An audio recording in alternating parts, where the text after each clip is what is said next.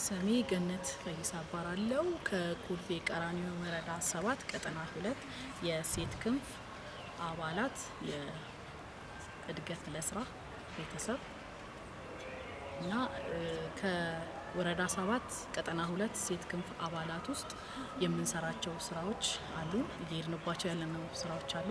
ከነሱ ውስጥም አንዱ ምንድነው የእደ ጥበብ ስራዎችና የሌማት ትሩፋት ናቸው። አሁን ላይ እየሄድንባቸው ያለነው ስራዎች ናቸው።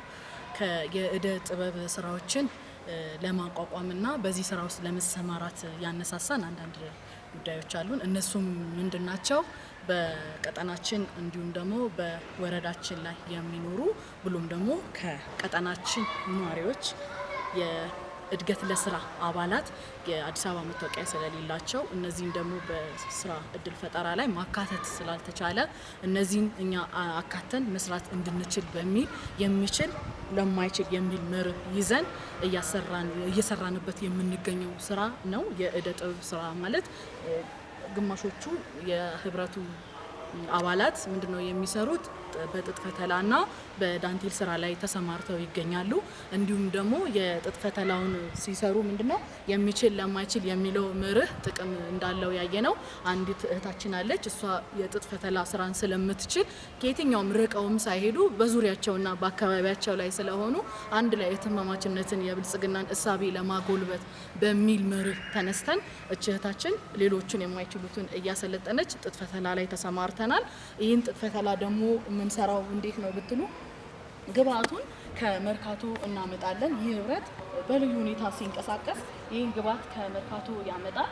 ግብአቱ ምንድነው ብትሉ ጥጥ ነው። ይህ ጥጥ ከመጣ በኋላ ይባዘታል። በትብብር ነው ተቀምጠን የምንባዝተው። ከተባዘተ በኋላ ይፈተላል። ከተፈተለ በኋላ ደግሞ ምንድነው የሚሆነው? ድውር ይወጣል። ድውር ነው የሚሆነው። ልክ እንደዚህ ድውር ይወጣል። ይሄ አሁን ያለቀለት ድውር ነው። ልክ ሲያልቅለት ምንድነው የሚደረገው? ልክ እንደዚህ እናወጣዋለን። ከወጣ በኋላ እንደገና ቀሰም ነው የሚሆነው። ይሄ የግብአቱ ለጋቢ የጥጥ ፈትል ስራዎች የምንጠቀመው ጋቢ ነው የምናወጣው ማለት ነው ሰርተን። ለጋቢው ደግሞ የሚጠቅሙን ግብአቶች እነዚህ ናቸው።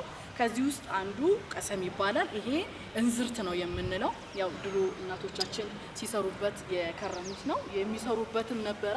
ይህ ማለት እንግዲህ እኛ የምናደርገው ምንድነው? ይህን ከጨረስን በኋላ ለገበያ ነው የምናወጣው።